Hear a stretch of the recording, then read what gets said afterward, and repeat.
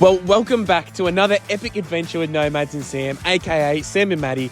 This episode is going to be one cracker of a start, where we're starting off at the stepping stones of Western Australia at Lake Argyle. Then venturing with a couple of mates we met along the way to a secret spring you must absolutely add to your list that doesn't go the way things are planned, including some epic four-wheel driving, someone drowns their car, and must not miss tour we almost said no to. This episode we head from Kununurra and make our way to the largest freshwater man-made reservoir in Western Australia, stopping by a not so frequent occurrence at the spillway as there was a bit of a late wet season. As we said before, it was absolutely phenomenal seeing how much water was flowing through and made sense why Ivanhoe Crossing was closed. Bit of a hot tip, if you stop by Dead Horse Springs on the way into the caravan park itself, it's a nice little water hole to see. Are you going to swim? Very swampy.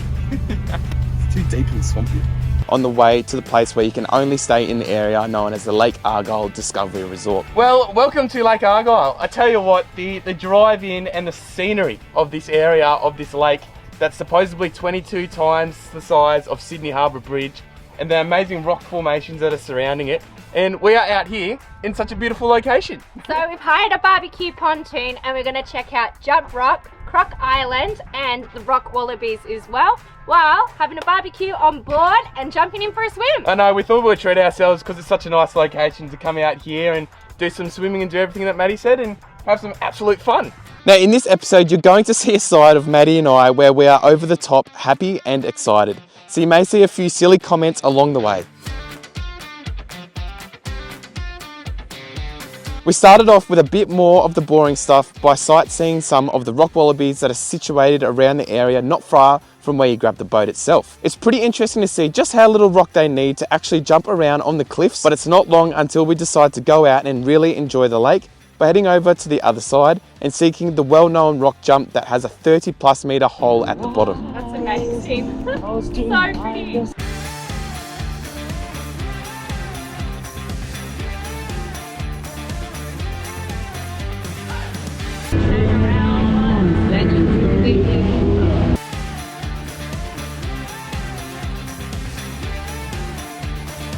Also, just to clarify, Maddie and I barely know what we are doing with the boat itself and have never moored before, but Maddie did an absolute cracking job straight off the bat to hook us up to the boat. And what do you say once you've moored up? Moored.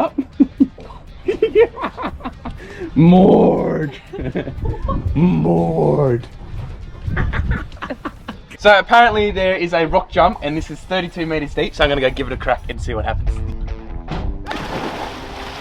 How is the water? It's actually so warm, but I'm going to swim back.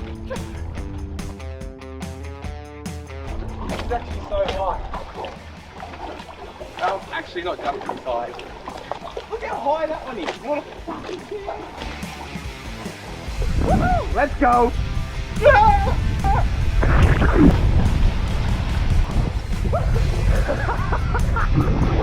You want to put the ladder down for me? I won't be able to get up.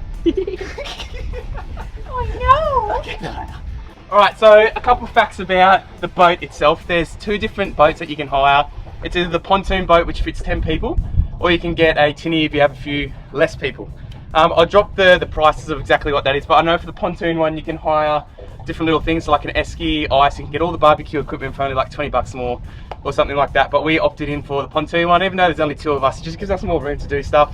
And as you know, Maddie is scared of the sun. No, she gets really bad sunburn, so this works perfect for us. And if you come, this is definitely worth it. Like, it makes the experience so much better to be able to come out, do whatever you want. You can go on all the other cruises as well if you want to do that, but there's a lot of other people. And it's really easy to navigate around here as well, so definitely recommend doing this. It took me a solid 10 minutes, but I finally convinced Maddie to come for a swim and a jump off the rock. I convinced her to do it. No,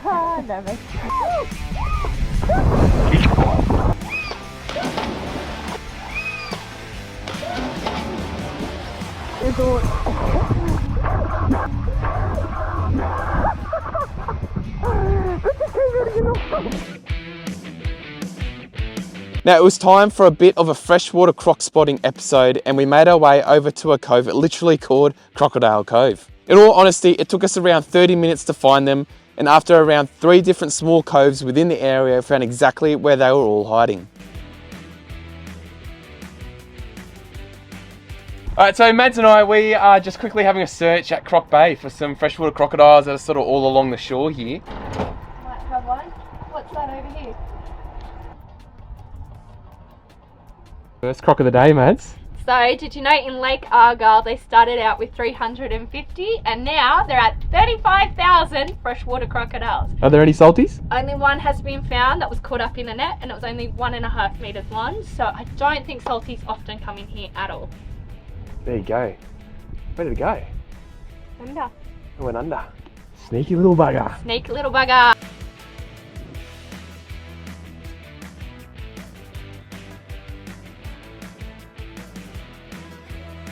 We were swimming here about 5 minutes ago and check out this little freshie that's popped up.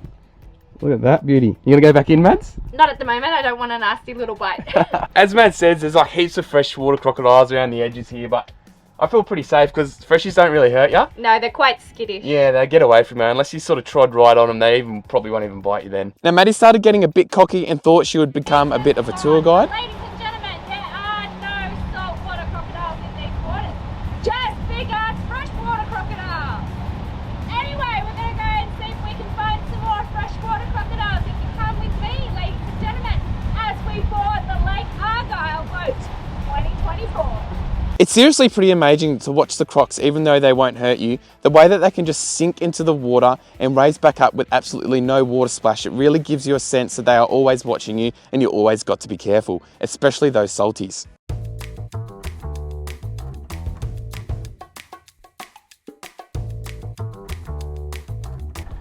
And just like that, vanished.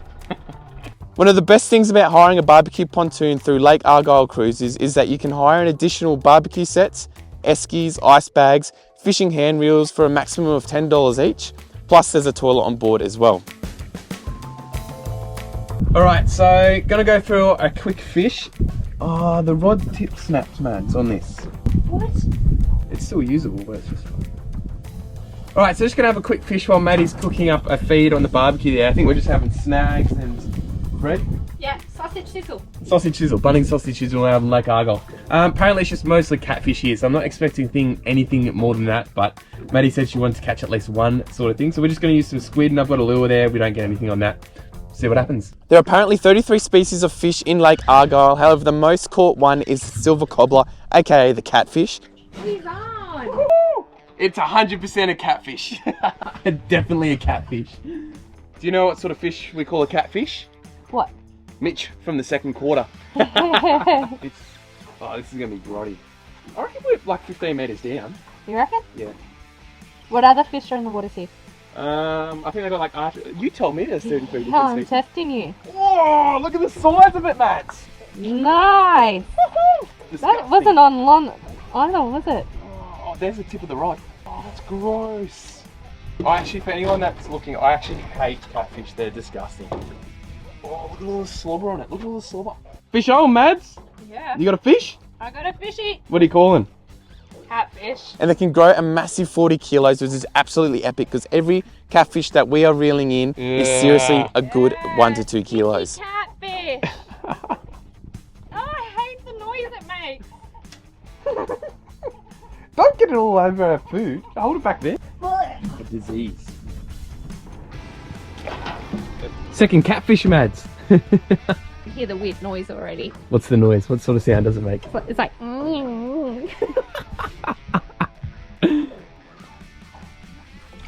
Yeah. It's a big one. It is. Just as ugly. So after Maddie not being able to dehook her fish and calling the catfish many names, I think karma finally hit me and I got stung by the barb of the catfish.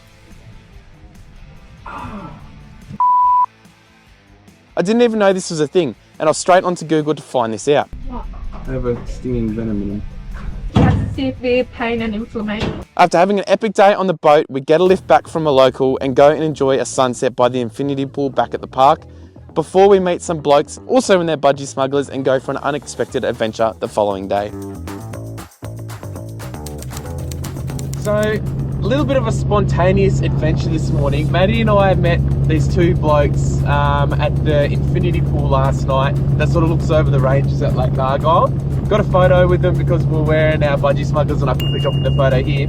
And then we've added them on Instagram so we could flick them the photos because obviously we had our camera.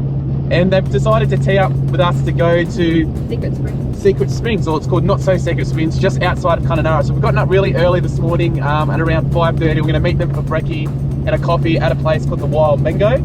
Sorry about the bloody sun here. So basically, I think the track consists of a few like deep water crossings.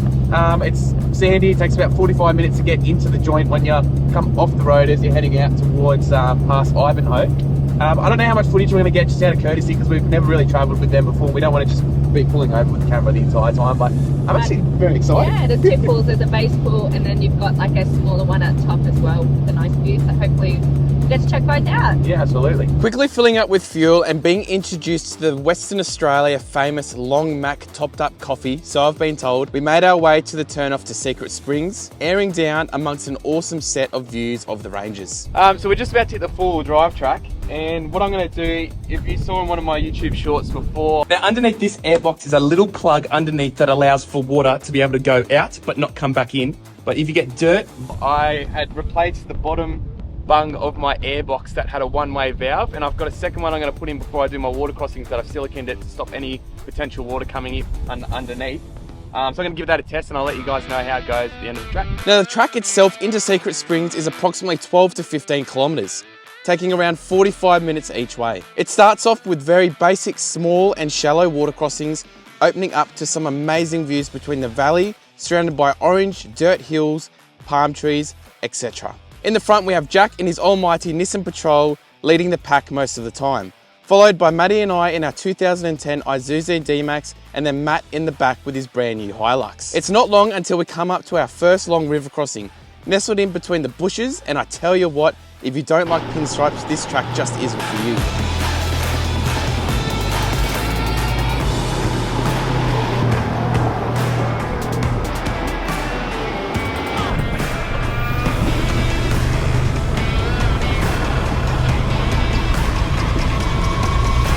While admiring our views, we come up to our first obstacle, and it wasn't hard to convince Jack with a bit of peer pressure to have a crack at it. Jack, you go straight off on this one?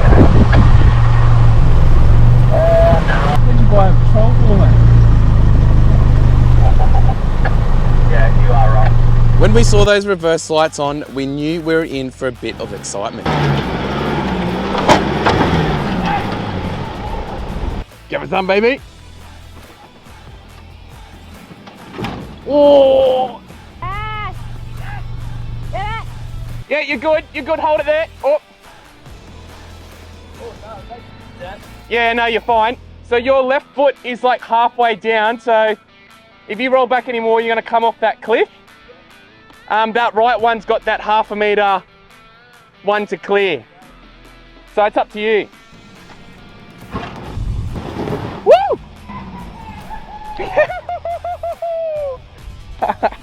No lockers, baby, just the LSD. When you stop, bro, your left tyre where you got stopped, so you're here, and then I yelled out stop, and you rolled back, and you're like here. Oh, fuck. And your right foot was like there. There. Oh, yeah, right. So that little rollback you did before you floored it, Yeah.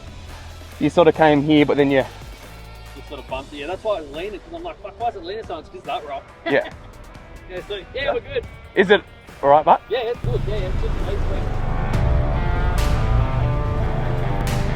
As we made our way along the track, some of the crossings became a little bit more technical, with us needing to choose the right lines to ensure we don't hit rocks, branches, and little legends that are hidden below the water. But I tell you what, I could not be more stoked at the surroundings of this track. It was extremely exciting.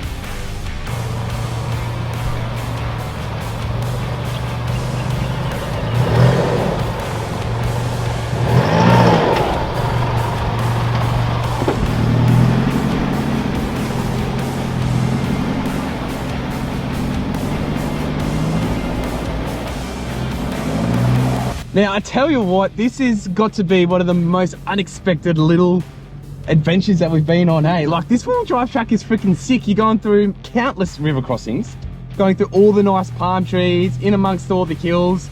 You've got different terrain, you've got sand, you've got big rocks. I had to go at a rock step there before. Obviously, I didn't, but Jack did, and you know, good company as well. Yeah, no, it's been great. There's been a couple of ruts as well in the river crossings, so just watch out for those, and a couple of branches as well. So a lot of the tracks you want to head to the left a bit more. Yeah, absolutely. But Man, I tell you what, this is what full drive adventuring is all about up here as we're about to head across the Gibb River Road. It's a fantastic welcome to Western Australia. I know, and we're going to finish off the track with a secret sprint, so I'm pretty keen to jump into that. Yeah, we were 50-50 on doing that, Yeah. but then when these guys hit us up, no, Couldn't say no. couldn't say no.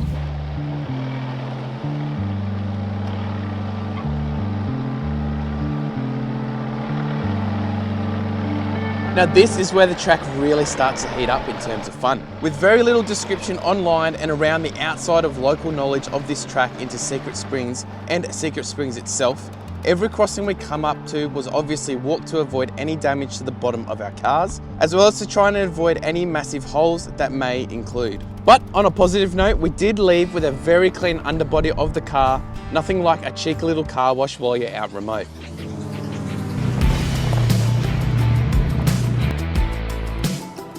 Wicked!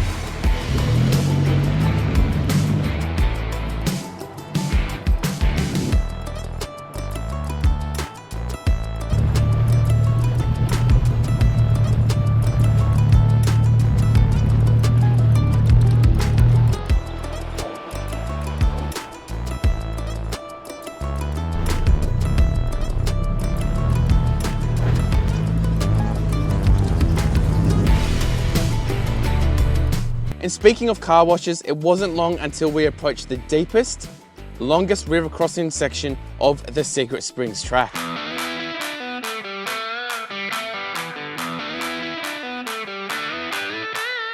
Just for reference, this river crossing also is probably 3/4 of the way up your thigh. So it's not too bad, but there's a couple of holes that go down to about thigh length. Jack, being the leader, went first with a shallow entrance, deep midsection, and then a sharp right turn for another approximate 20 metres of water.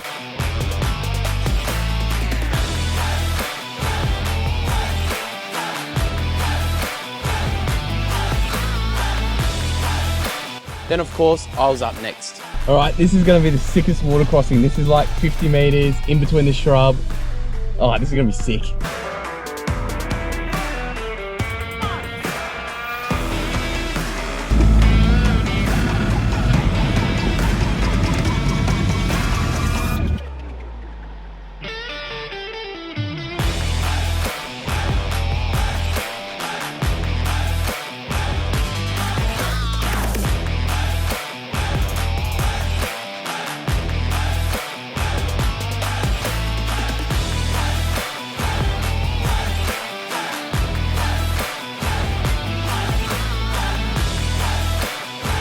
Now that this was complete, we waited for Matt to come along with no issues whatsoever, and we arrive at Secret Springs itself.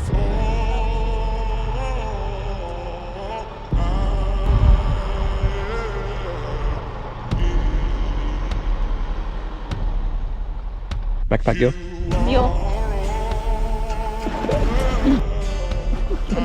This is more water than the falls, right? These sort of fits around. Whoa, Matt, you've steered me astray here. Even the walking track up Secret Springs was an adventure in itself, providing some amazing views of the springs and surrounds and the natural little phenomenons along the way.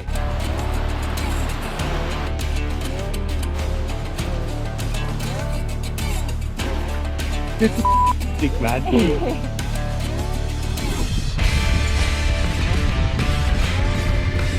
Wow, what a location, guys. Who would expect such a clear, stunning water with epic views in the middle of this dry valley, hidden so far away and not signposted? But now it's time to have some fun, relax and enjoy the area, but the adventure wasn't over yet.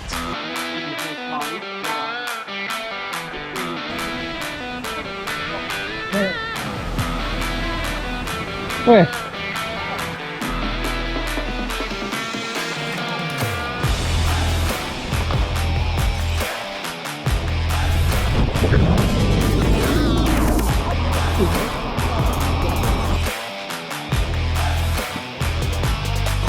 What are your thoughts on the flight? What are your thoughts, Jack? What do you think? So we've just finished heading to Secret Springs, and wow, it is like an oasis in itself. It's gorgeous, with all the palm fronds and then the different layers of the rock pools as well. It was phenomenal. Yep. Seriously, you got to add this place to the list. Like, if you're going by yourself, you'll be okay. There's about 12 river crossings. One of them is fairly deep, but it's confident to get through because it's quite probably only in that deep part for about 5 seconds or so, and it's just really slow going. Plenty of trees to winch off, but I don't think you'd need a winch. But that spot, highlight of this trip so far. And there's a little rock pool as well that you can climb up with by a black rope. I reckon wear good hiking shoes or rock shoes, as it is a fair amount of slipperiness around there. Yeah, and there's about 3 pools to go up. So if you don't want to go up that rope one, you can do the one down the bottom, and that's just as spectacular. All right, so we've just got up to that deep water crossing on the way back, and the boys have just noticed that there is a ranger that's just drowned their car in it because they don't have a snorkel. Saving the day there, Jack.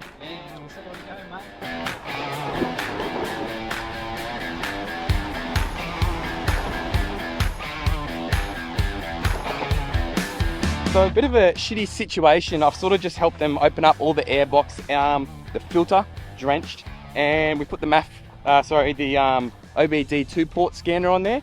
We've cleared the code for the MAF sensor because that's the only one that's come up. And then what we've done from there is we've actually opened the whole air intake up right down into the engine. There was a big pool of water right down near the engine, so we're not going to risk it and restart it because that could pull further water down into the engine itself. So we've got a sat phone. We've given them the sat phone. They can call up insurance company that they're with. They're from Melbourne, so RACV, but they're connected to everywhere in Australia.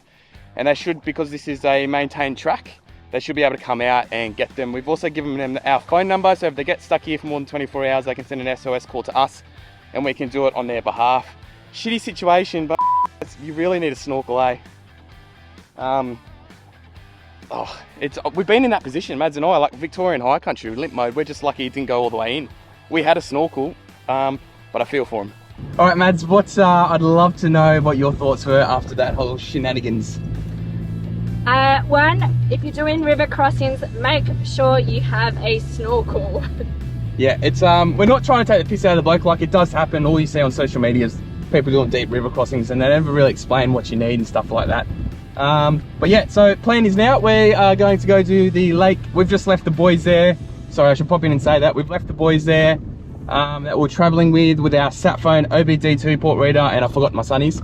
And they're going to drop it back off at our vehicle on their way back home, which is super nice. So we're going to go do a sunset cruise on Lake Argyle. So that's why we're rushing to head back now. Yeah, I'm full sending it.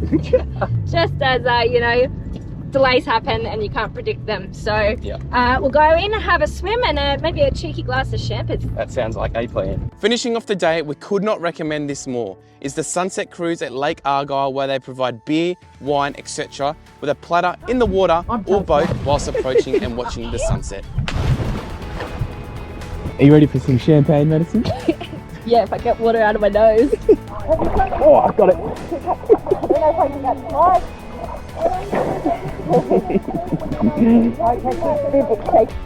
We're in Lake Argyle, waiting with a beer, waiting for the sunset.